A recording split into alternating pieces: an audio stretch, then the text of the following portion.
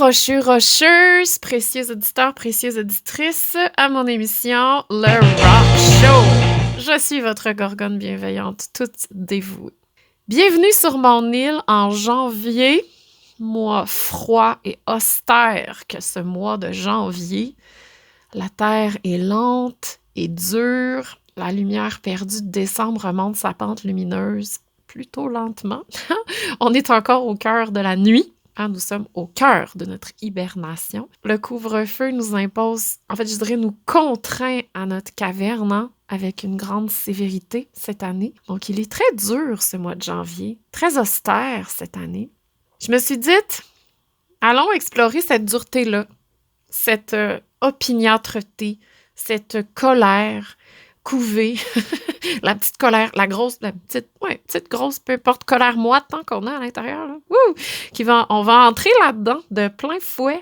On va mettre nos scaphandres et nos habits de cosmonautes et nos sauts d'hiver. On va se protéger de la rigueur de l'environnement. On va aller explorer des espaces peu explorés. On va aller trouver la lumière dans la noirceur. On va, je dirais, dans la grosse noirceur, la plus sombre qui soit. On va essayer, en tout cas. On va allumer des feux dans la neige, dans les abysses, dans l'espace.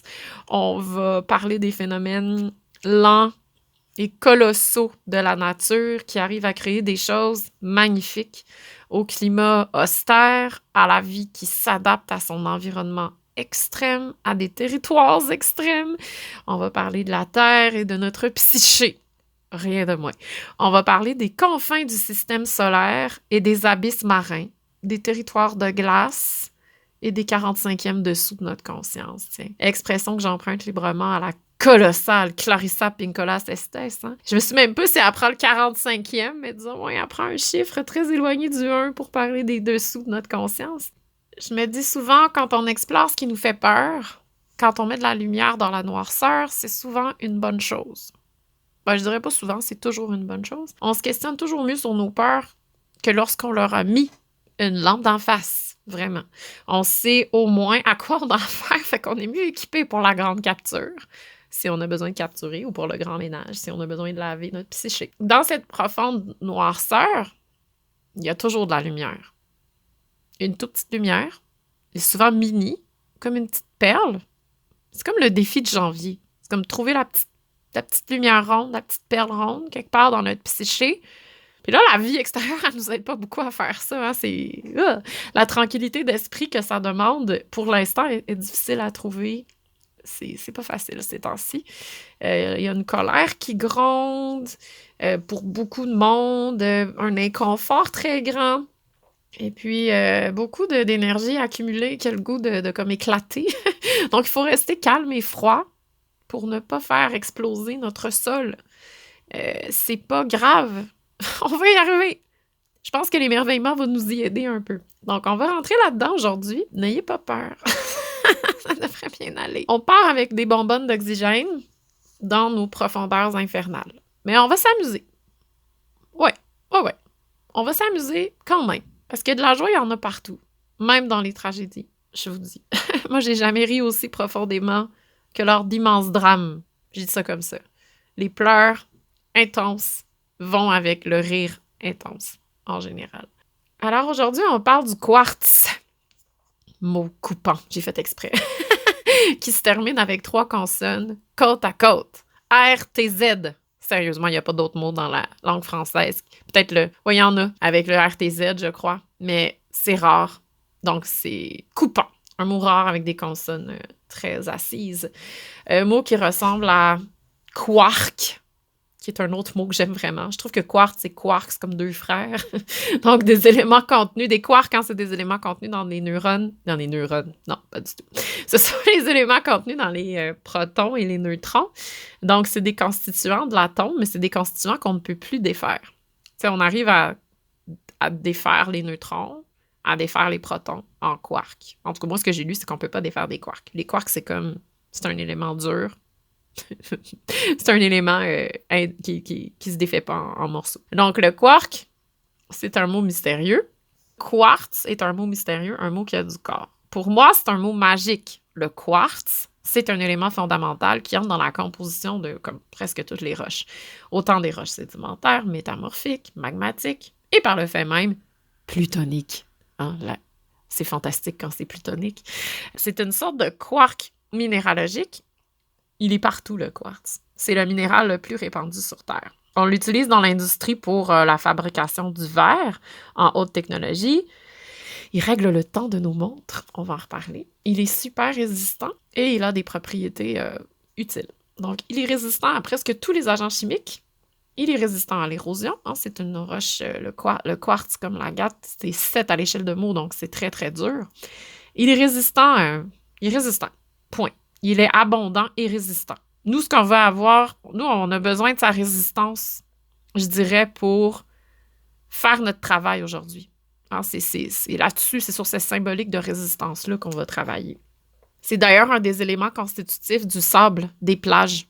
Donc, le sable est souvent fait de micro-cristaux de quartz. Il s'associe aussi à d'autres éléments pour créer des variétés colorées avec des impuretés, comme l'améthyste, la citrine, le quartz fumé, par exemple, et bien d'autres, quartz rose, je pourrais en nommer plein d'autres. Là. Il est très polyvalent. C'est le papa des agates, des jaspes, en fait, de tous les quartz microcristallins, hein? Parce que le quartz, c'est comme la grosse araignée de tout ça, là. C'est lui qui permet d'avoir toutes ces magnifiques pierres-là, qui sont aussi diverses, colorées, mon Dieu, avec des formes et des motifs extraordinaires et des couleurs inégalées. Il est abondant, en fait, mais je dirais qu'il est quasi universel. Parfois, il est ami avec l'or. Au Québec, entre autres, quand on trouve de l'or, c'est souvent dans des veines de quartz laiteux. Donc, il est ami avec cet élément super swag, super cool qu'est l'or. Mais il se présente sous des formes extrêmement variées. Le plus souvent, on le trouve sous forme laiteuse, blanche ou grise. Parfois, il est massif, grossi, comme une roche sans importance. Mais parfois, il est cristallisé dans une finesse, ma foi, exceptionnelle. Il est parfois limpide. Et parfois, il est absolument spectaculaire. Il peut ressembler, je dirais, à une fleur de glace, qui est un phénomène réel qui existe, où, avec une condition météorologique particulière, la glace va former des fleurs sur le dessus des étendues glacées, et souvent des étendues glacées salées. Donc, c'est des petites fleurs de glace qui sont remplies de saumure. Donc, si on les cassait et qu'on les goûtait, ils seraient très salés. Donc, oui, tu sais, je veux dire, il y a un côté un peu fleur, il y a un côté un peu gerbe de fleurs, il y a quelque chose de... Mon Dieu, il est inspirant, ce quartz. Il se présente sous des formes très, très diverses. Il est polyvalent et résistant. Polyvalent et résistant, je pense que ça va être nos mots du jour. Le quartz, c'est un minéral fascinant. L'agate, ma meilleure amie, c'est un quartz microcristallin. Le quartz, c'est son espèce de patriarche, je dirais, d'ancêtre. Mais c'est pas son ancêtre, c'est son patriarche. C'est sans le quartz, il se passerait rien. Donc, le quartz, c'est la terre. C'est un constituant des roches en général. Il est cool. C'est un constituant de la croûte terrestre. Hein? L'étymologie du mot quartz, bon, c'est pas clair. Il pourrait venir d'un terme qui s'apparente à la locution genre mauvais minerai. Mais là, je trouve que c'est pas super lui rendre hommage que de lui dire qu'il est un mauvais minerai, fait que je prendrais pas ça. Et d'un mot allemand qui voudrait dire comme excroissance, gerbe, bref. Là, j'étais comme, oh, tu sais, je me suis concentrée plus sur le terme cristal de roche, parce que c'est du cristal de roche. Et c'est aussi un nom qui lui appartient, parce que mon quartz a une affinité évidente et symbolique, surtout symbolique, avec l'eau. En grec, Krustallos, donc cristal de roche vient de Krustallos, ça veut dire glace. Donc, les Grecs anciens croyaient que le quartz était de la glace pétrifiée, donc de l'eau devenue cristal. Alors, c'était un élément extrêmement impressionnant pour eux. Donc, on sait évidemment, tout le monde, que le quartz n'est pas de l'eau. Scientifiquement, c'est pas de l'eau, c'est de la silice. Mais cette chère pareidolie, elle nous y ramène. Moi, en tout cas, moi, elle me ramène sans cesse vers l'eau.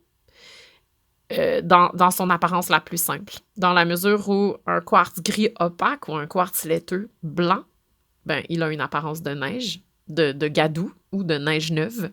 Hein? Pour moi, quartz et eau sont reliés pour plusieurs raisons. Et dans le cas de la pierre que je vous présente aujourd'hui, ce quartz-là, Il est un quartz laiteux, pas spectaculaire du tout, que j'ai ramassé moi-même sur la plage de Grand'Anse au Nouveau-Brunswick. Vraiment précisément, je me souviens du moment où je l'ai ramassé d'ailleurs. Le parcours de cette pierre-là, de ce quartz-là, est très aquatique. Vraiment. C'est un morceau de falaise qui s'est probablement détaché d'un rocher ou bon, on sait pas trop la prémisse de tout ça, mais moi j'imagine très bien que c'est un morceau de falaise, un peu comme quand le rocher percé s'écroule un peu de temps en temps. Bon, il tombe dans la mer. Il s'est détaché. Il a roulé dans le roulis des vagues et sans relâche dans une mécanique implacable. Et à force de se faire barouetter comme ça, il a fini par se briser. Donc, il y a une force colossale, une patience infinie qui a fait faire à mon caillou les mêmes gestes inlassablement. Il s'est raffiné, raffiné, raffiné, raffiné. Et ces mêmes gestes répétés, cette routine de roche, presque comme une respiration. Hein? Les vagues puis la respiration, sérieusement, c'est un mouvement éternel et inconscient qui se ressemble étonnamment beaucoup. Tout ça l'a raffiné, l'a arrondi, l'a poli pour qu'il devienne un magnifique galet de plage new-brunswickoise. Alors, c'est pas anodin. Le quartz que je tiens dans ma main, c'est un vulgaire galet de plage. Mais pour moi, c'est un œuf de montagne façonné par la mer dans lequel se retrouve le secret de la terre. Et de l'eau. Rien de moins. J'en perds la voix. Il est un concentré de l'extrême lenteur des processus terrestres et aquatiques qui façonnent, pour moi, des petits trésors. Donc, ce petit trésor de rien, pour moi, il est un morceau de force. Ce quartz-là, c'est un quartz d'eau. C'est un quartz aquatique. Hein, il est baigné dans la mer durant plusieurs années. Il n'y a que la mer qui nous façonne des pierres comme ça. C'est extraordinaire. Elle fait notre travail de polissage. Il a mariné, il a baigné dans le sel marin. Donc, il est pur, pur, pur. Là, il est propre, propre, propre. Donc, si je ne l'avais pas ramassé, il aurait continué à se façonner. Puis un jour ou l'autre, il se serait fractionné de plus en plus finement pour devenir du sable microscopique.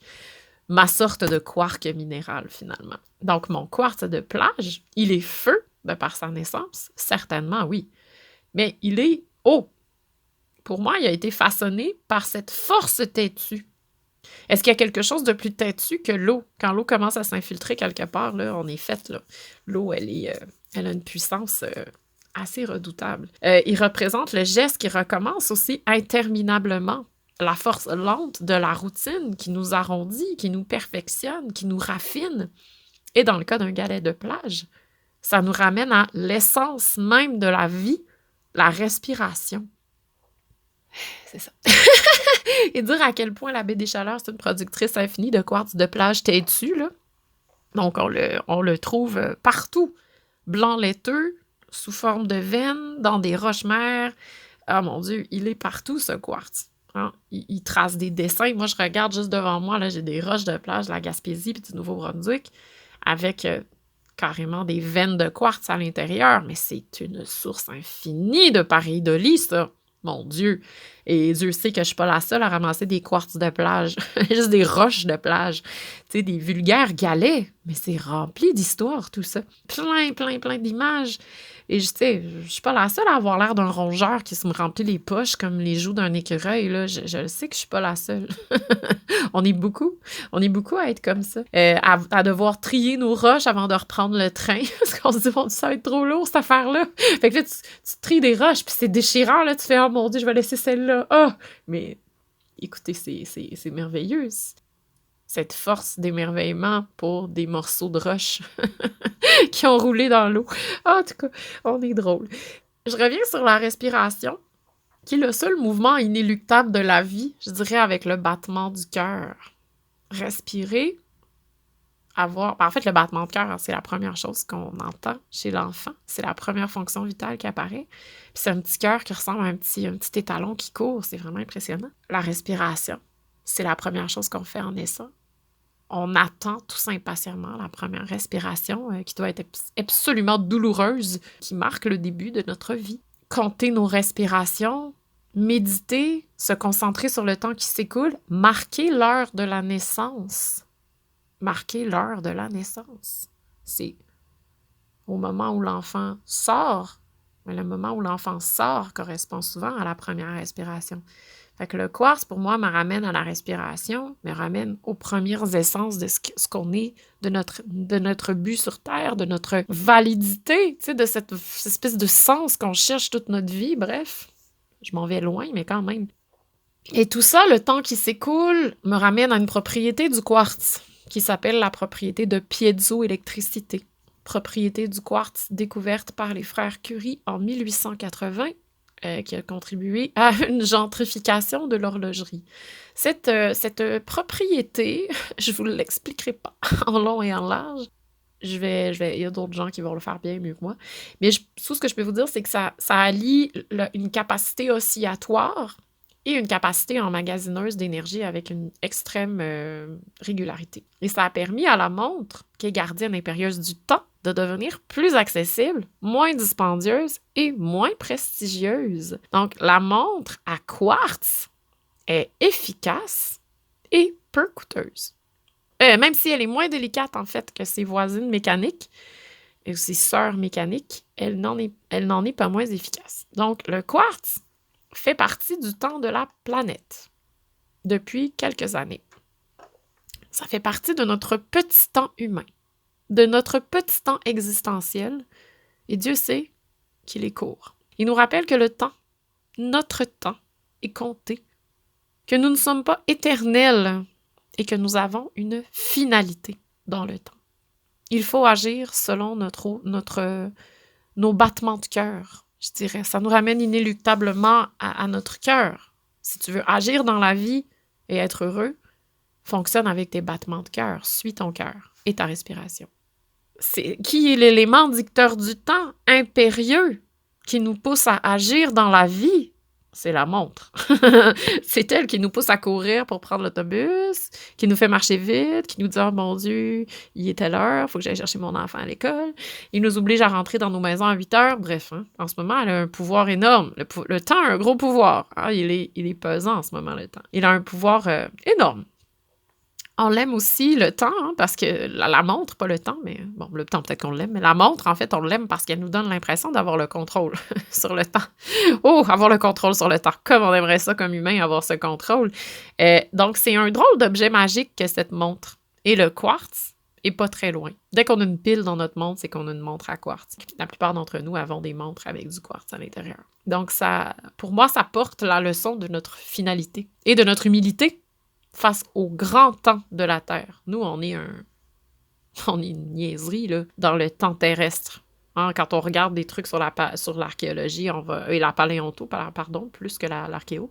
Quand on regarde des trucs de paléontologie, des informations, on a souvent cette analogie-là de l'horloge. Donc, nous, on est comme le 2 secondes de l'histoire de la Terre. Puis on fait des ravages comme pas possible. Mais on n'est qu'un 2 secondes sur sa longue, longue, longue vie. Donc, nous, on a vraiment un petit temps. Puis elle a un très grand temps. Et nous devons être extrêmement humbles devant notre petit temps, la petitesse de notre temps. Le mois de janvier, c'est un temps de montre, un temps d'horlogerie. Je trouve, c'est cette année où la vie s'arrête à 8 heures, tu sais, précise, clac.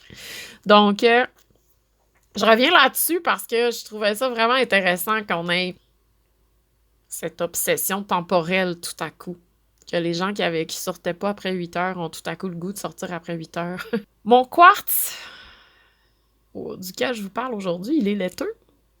Cette pierre-là, un peu comme ma calcédoine arbre du mois passé, me plonge littéralement dans la neige, dans l'hiver, encore une fois. Cette fois-ci, il n'y a pas d'arbre. Il n'y a rien du tout. De la neige à l'état brut. De la neige sur des étendues gigantesques. Ce quartz, c'est une petite nordicité, je dirais. Le nord, la boréalie, un terme que j'entends souvent dans la bouche de Serge Bouchard, que j'aime beaucoup. L'Arctique sont pour moi des mots qui ouvrent dans ma tête un espace absolument magique. Moi, j'adore le froid, l'hiver, la glace, la neige. Moi, il fait moins 25, là. C'est la journée où je vais faire la marche de 2 heures dehors. Donc, j'aime beaucoup, beaucoup, beaucoup les phénomènes hivernaux. La banquise, le froid polaire, les aurores boréales, le pergélisol, les territoires extrêmes. On s'entend que j'y suis jamais allée, j'ai jamais eu cette chance-là, mais c'est des éléments, moi, qui me plongent là, dans littéralement dans le rêve. Ça vient nourrir mon âme, je ne sais par quelle mécanique, mais c'est extrêmement puissant chez moi. Alors, si je peux un peu même vous passer ma passion de l'hiver aujourd'hui, je vais avoir fait un peu ma job de veilleuse, là. Donc, ce sont des éléments que je trouve, moi, très attirants. Vraiment. J'adore l'hiver. J'aime le feu qu'on allume l'hiver pour éclairer les ténèbres. D'ailleurs, notre quartz, si vous le frottez avec un autre quartz non poli, produit des étincelles. Là, j'ai lu un peu là-dessus, c'est comme, il y a des choses qui se frictionnent entre les deux quartz non polis, puis là, ça crée des étincelles. Oui, oui, oui. Donc, dans ma neige symbolique, dans cette eau pétrifiée, il y aurait le feu. Éclairer nos ténèbres, tout puissant, avec 2 petits galets de plage insignifiants qu'on frotte ensemble, ben, ça produit des étincelles. Donc, ça, juste pour ça, pour moi, là, c'était comme magique. Ça mettait le feu dans ma psyché, là. Dans ma famille, la coutume du jour de l'an était d'allumer un grand feu. Mais on n'allumait pas juste un petit feu, là. On allumait comme un cône immense de glace qui donnait l'impression... de neige, de bois, voyons, n'importe quoi. De bois qui donnait l'impression, en fait, qu'on créait un immense incendie autour de nous, là. C'était extrêmement impressionnant. Ça faisait des tisons, là, de feu qui partaient. C'était merveilleux. Et c'était, je trouve, extrêmement purificateur. C'était un acte magique sans précédent. Et même si tout ça n'existe plus aujourd'hui, moi, en attendant de vivre quelque part dans le bois et de pouvoir répéter cette chose, j'allume toujours quelque chose le 1er janvier. Mais c'est inéluctable. J'ai besoin d'une flamme pour commencer l'année. Donc, je vais dehors, dans la neige, sur mon balcon, peu importe où je suis, et je regarde le feu consumer mes pensées. Je fais ça. Nos peuples du nord du Québec ont des centaines de mots pour décrire la neige et la glace, qui sont très poétiques, très beaux, très chantants, d'une précision remarquable. Hein. Encore une fois, je ne peux, moi, que m'incliner devant leur capacité extraordinaire à observer la nature et leur territoire, à le comprendre, à le nommer et à faire corps avec lui. Je vous ai mis en lien avec une entrevue avec Hélène Saint-Onge, qui est directrice de la langue Innu à l'Institut Tchakapesh, ce qui est un institut qui dessert cette communauté Innu de la Côte-Nord.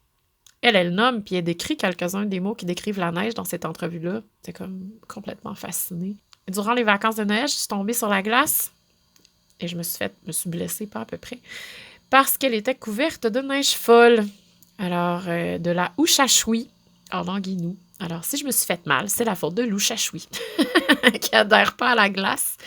Ah, cette glace, mon Dieu, que j'aime, c'est ça. Elle m'a fait mal. Elle m'a donné une leçon d'humilité, pas immense, hein?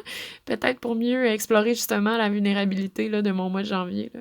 En tout cas, c'est une professeure dure que cette glace, mais voilà. Donc, c'était la faute de l'Ushashui. C'est ça, la neige folle. J'ai découvert aussi une artiste suédoise multidisciplinaire là, qui s'appelle Jonna Jinten. Excusez mon accent suédois, qui est une espèce de magnifique fille blonde qui a l'air d'Elsa de la Reine des Neiges. C'est comme elle vit dans le nord de son pays, donc elle vit au nord de la Suède et elle fait littéralement corps avec le territoire. Là. Elle est passionnée de glace. Elle enregistre la glace qui chante. C'est absolument bouleversant à écouter. Ah mon Dieu, c'est vraiment, t'as l'impression qu'il y a des fées de la glace qui nous parlent. C'est un peu fantomatique. C'est à la limite épeurant. C'est en fait le bruit, c'est le bruit de la glace qui éclate et ça crée des sons terrifiants et magnifiques tout à la fois. C'est pour moi la chanson de Sedna, reine des abysses, de la mer froide et poissonneuse de notre nord qui doit retentir jusqu'en Suède. Quoique, elle enregistre même pas la mer, elle enregistre un lac, là, mais bon, bref, c'est pas grave. On va comme assumer que c'est le bruit de Sedna. Allez écouter ça, entendre ça, moi j'ai trouvé ça absolument magique. Et voilà. Donc j'ai appelé mon quartz de plage Sedna, reine des abysses, à l'histoire terrible. Hein? Sedna, c'est une femme inuite d'une très grande beauté qui a de magnifiques cheveux noirs, qui refuse de se marier. Et son père l'oblige à le faire et il la marie à un sorcier, sans le savoir, qui la maltraite. Donc, son père entend ses cris de loin sur l'île où elle habite. Il part la délivrer, mais Le sorcier s'en rend compte, provoque une tempête sans précédent. Le père est pris de panique, voulant sauver sa propre vie. Il sacrifie sa fille qui se tient sur le bord de la barque en lui coupant les doigts et les mains pour qu'elle lâche le bateau. Donc, ses membres mutilés tombent dans l'eau, elle aussi d'ailleurs, et ses membres mutilés deviennent les poissons et les phoques. Et puis, tandis qu'elle s'enfonce dans l'eau glacée, elle devient la déesse des abysses, de la mer. Alors Sedna, c'est la grande sacrifiée. Depuis, Sedna, c'est une déesse qui se met souvent en colère, entre autres parce qu'elle ne peut pas vraiment bien s'occuper d'elle-même, elle n'a plus de doigts, plus de mains. Alors les chamans qui veulent l'apaiser pour s'assurer d'avoir des chasses abondantes et tout ça, descendent sous l'eau avec un peigne pour lui démêler ses longs cheveux noirs dans l'espoir qu'elle leur fournisse abondance, nourriture et tout ça. Sedna, c'est la reine des profondeurs. C'est la reine des abysses marins. Mais c'est aussi la reine de l'abondance qu'on peut trouver lorsqu'on va démêler notre colère, notre souffrance, qu'on porte un regard nourricier sur nos blessures les plus profondes et les plus douloureuses. C'est la gardienne de nos blessures les plus profondes et les plus douloureuses. Ces souffrances qu'on essaie de garder loin de nous et qui reviennent nous visiter au mois de janvier. Donc, voilà, tu sais, c'est un peu... Si on peut se trouver une déesse de janvier, là, je trouve que Sedna, c'est la parfaite déesse du mois de janvier. Elle est une maîtresse exigeante et épeurante. Vraiment. Il faut l'approcher avec une grande délicatesse. C'est une déesse très particulière. Moi, je l'aime beaucoup. Mais si on lui fait une promesse, il faut la tenir. Elle a quelque chose de très plutonique, justement, cette déesse. De très quartzien, si je peux inventer un adjectif. De très implacable et d'indestructible. Elle ne meurt pas complètement. Elle devient une déesse. Elle se fractionne en morceaux. Elle a les doigts qui deviennent des phoques et des poissons. Un peu comme le quartz qui est pratiquement indestructible. Il devient le sable de nos plages. Il a beau se fractionner, il reste là. Elle a beau se fractionner, elle reste. Malgré qu'on est démembré dans notre psyché, on reste. Rien ne nous empêche de nous reconstituer comme Isis aussi, qui reconstitue son mari, tué par Seth. Elle le reconstitue. Elle descend dans les profondeurs d'elle-même et elle reconstruit ce qui a été détruit en morceaux. C'est des déesses là d'un courage extraordinaire, d'un courage exceptionnel et d'une dureté incroyable, d'une opiniâtreté incroyable. Elle a perdu confiance, cette Sedna par contre, parce qu'elle a été trahie profondément par quelqu'un qui devait la protéger. Donc on a tous des histoires comme ça, là, quelque part enfouies. Si vous en avez pas, ben vous êtes extrêmement chanceux, mais la plupart d'entre nous, on a ce genre de trahison profonde là, qui existe dans notre psyché, pour toutes sortes de raisons. Donc Sedna, c'est celle qui guérit ça, c'est celle qui protège ça, c'est celle qui nous donne un peu la solution pour guérir ça. Parce qu'elle nous dit, descends profondément dans le sous-sol de ta conscience, puis peigne-moi les cheveux, apaise-moi. Mais en fait, elle porte soutien quand même. Elle est dispensatrice d'abondance pour ceux qui savent s'occuper d'elle comme il faut.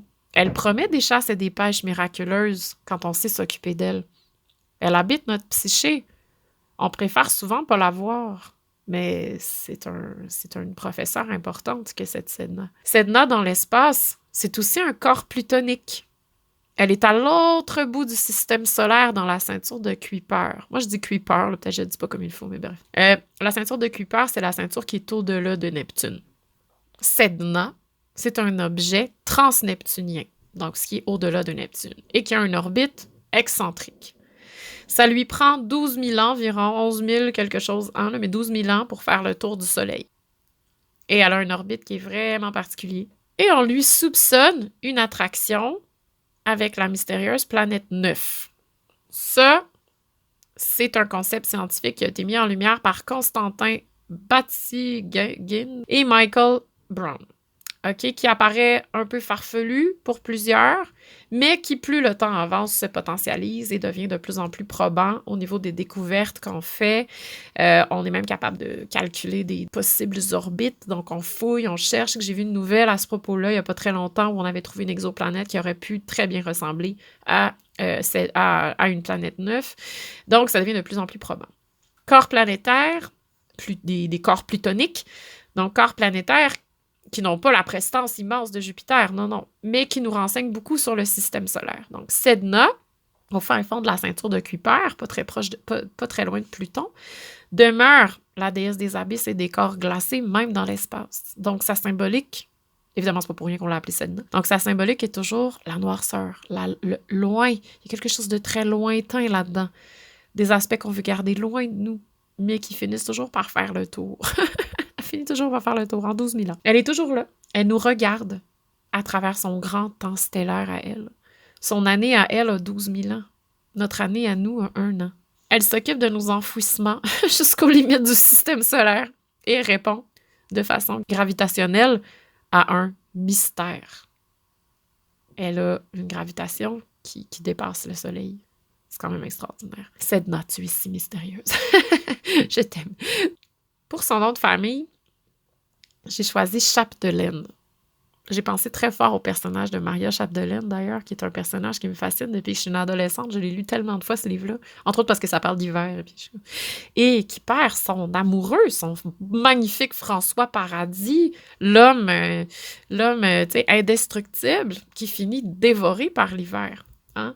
C'est un autre personnage dramatique que cette pauvre Maria Chapdelaine, percluse par l'hiver, justement, qui a été blessée par cette température, cette saison impitoyable dont on pourrait aller lui démêler les cheveux à la pauvre Maria Chapdelaine, avec une grande déférence là, devant cette perte incroyable et inéluctable. J'aime beaucoup ce personnage de Maria Chapdelaine, moi. Donc, je trouve que c'était quelque chose qui pouvait bien se corréler ensemble. Antarctique, ça veut dire terre sans ours, mais arctique, c'est la terre des ours, de Arctos qui veut dire ours. Notre banquise du pôle Nord, c'est la terre de l'ours polaire, emblème du froid par excellence. Il est d'une splendeur implacable. C'est un emblème de force et de férocité, je dirais de sauvage extrême. Je pense pas que c'est un ours très sympathique. Emblème, mais d'une fragilité, mon Dieu. Il est l'emblème de la fragilité du réchauffement climatique. Notre ours, sans l'équilibre météorologique, il devient soudainement absolument fragile. Sa férocité prend le bord. Nous sommes très fragiles lorsque notre équilibre est brisé. Et Dieu sait qu'en ce moment, notre équilibre est brisé. Notre bien-être est brisé présentement. C'est une époque d'inconfort immense. Et ça me ramène, tu sais, je veux dire, bon, je parle de l'ours parce que j'adore les ours, particulièrement les ours polaires. C'est un animal qui est un peu, pour moi, fascinant. Et depuis très longtemps, d'ailleurs, j'ai eu longtemps un collier d'os en ours. Je me souviens d'avoir mis ça tous les jours quand j'étais au secondaire, quand ça allait pas bien ma vie. J'avais un ours polaire protecteur sur le cœur.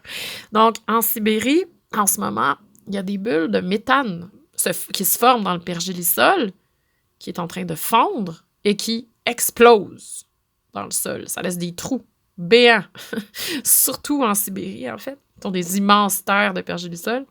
L'équilibre de la Terre est une savante magie. Notre équilibre aussi va sans dire, mais le froid, c'est nécessaire, là, qu'on maintienne la Terre froide. Ce quartz, c'est un ours aussi, hein, comme Sedna, les ours qui hibernent pour trouver l'étincelle quand les temps deviennent trop durs, qui mettent au monde un minuscule ourson qui grandit dans son sommeil comme une idée ou une guérison dans la noirceur de l'hiver polaire.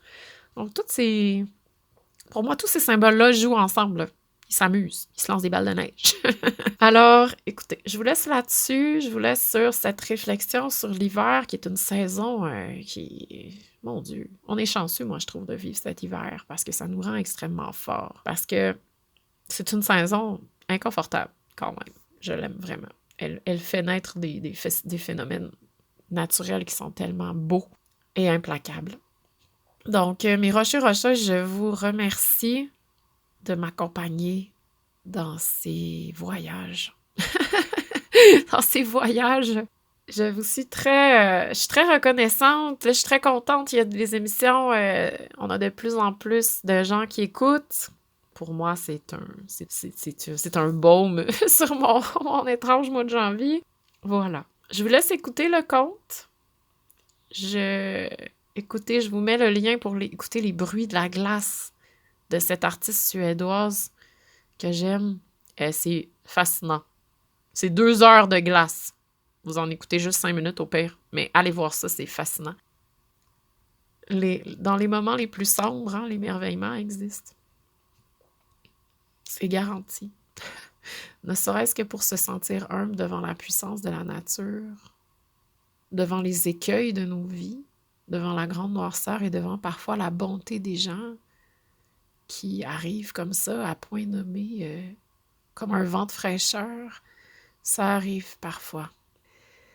Moi, je m'incline toujours devant l'alternance des saisons, qui est un mouvement que j'adore et j'espère qu'on ne perdra pas, devant le mouvement de notre propre respiration et devant les battements de notre propre cœur. Les temps sont durs, mes rocheux rocheuses, mais ils ne le seront pas éternellement. Plonger dans nos abysses, en ce moment, c'est ça qu'on doit faire, je pense, pour aller doucement, avec un immense respect, peigner les cheveux de Sedna et de Maria Chapdelaine, des blessés de nos vies et de nos espaces souffrants. C'est ça. Bref, mes rocheux rocheuses, je vous aime. Donc, douceur et paix. C'est mes mots, les mots du mois de janvier. Les objets anodins sont parfois porteurs de nos plus grandes forces. Construisez-vous des routines soutenantes qui reviennent jour après jour et qui rassurent et qui polissent et qui raffinent, comme la respiration. Hibernez pour retrouver vos flammes intérieures. On vient à bout de tout avec du temps. Bonne écoute. La glace est une chanson. La neige est une danse. L'iceberg est une maison. Il ne faut pas les déranger. Sedna vit dans l'obscurité. Ses mains coupées ont fait naître les poissons et les phoques. Ses cheveux noirs flottent et font naître les bancs de krill engloutis par les rorquals. Elle n'aime pas beaucoup les hommes. Elle nage dans les profondeurs sans lumière, sous son territoire de glace. Elle regarde le monde d'en haut de son œil aquatique. Le pays de l'ours s'ouvre sur son front et y marche sur les sutures de son crâne les pattes blanches du seigneur des banquises. Il y marche de moins en moins souvent. Ses fils de pattes et de fourrure ne seront bientôt plus que des fantômes blancs. Arctos, l'ours, Arctique, la terre des ours, fond. Les icebergs ne seront bientôt plus que des souvenirs de montagne. Sedna entend de plus en plus de bruit d'en haut. Les alphabets de la glace perdent leur territoire de chasse. Elle n'est plus tranquille. Les foreuses lui percent les tympans pour extirper de son ventre les forêts fossiles. Elle est en colère, et sa colère est légitime. Sedna connaît le chemin des batailles. Ces rois humains, ces rois de rien, elle les connaît très bien. Son roi polaire, à elle, lui, l'ours, connaît le pouvoir. Celui qui respecte l'équilibre, celui qui se nourrit juste assez, celui qui sait quand s'arrêter. L'ours de la mer froide, fils de Sedna, ta force n'a plus de place. Ton pouvoir, c'est ce territoire immense qui disparaît. Ton pouvoir est une marche, une recherche, une chasse juste. Certaines choses doivent rester froides, elle le sait. Les doigts qu'elle n'a plus deviennent des brinicles qui s'insinuent dans le corps de la mer pour tuer les étoiles. Elle n'est pas heureuse. Sa colère monte comme une chaleur moite. Le sauvage s'efface. Comment feras-tu, Sedna, pour reprendre ta place? La colère de la glace est grande, sans le savoir. Tandis que l'on se dispute ton territoire, tu sais que les terres qui prennent feu vengeront le sauvage et les ours et le nord. Chaque chose en son temps. Sedna est patiente. Elle a le temps. Ceux qui savent écouter sa colère viennent par les bateaux de la pensée. Ils plongent dans l'eau froide et poissonneuse pour l'apaiser. Ils s'approchent petit à petit, la laissant s'habituer. Ils ouvrent grandes leurs mains comme un peigne d'ivoire et commencent doucement à démêler ses cheveux noirs. Plus ils démêlent cette grande colère, plus le cri l'en sort, plus les phoques et les poissons nagent librement dans l'eau froide. Sedna est féroce. Elle ne se laisse pas faire facilement. Ceux qui s'occupent d'elle doivent être patients. L'approcher demande du temps.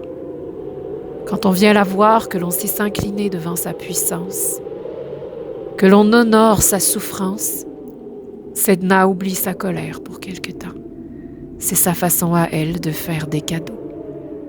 Le temps fait son œuvre de bienveillance. Le temps prend son temps pour calmer la souffrance.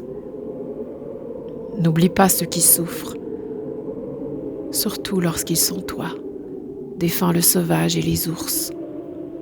Parfois, tu es un territoire de neige, envahi de chaleur moite. Appelle Sedna, pars avec elle dans les abysses et attends patiemment que la bienveillance vienne te peigner les cheveux. La colère juste a parfois besoin d'être démêlée pour agir dans le monde. Garde la tête froide.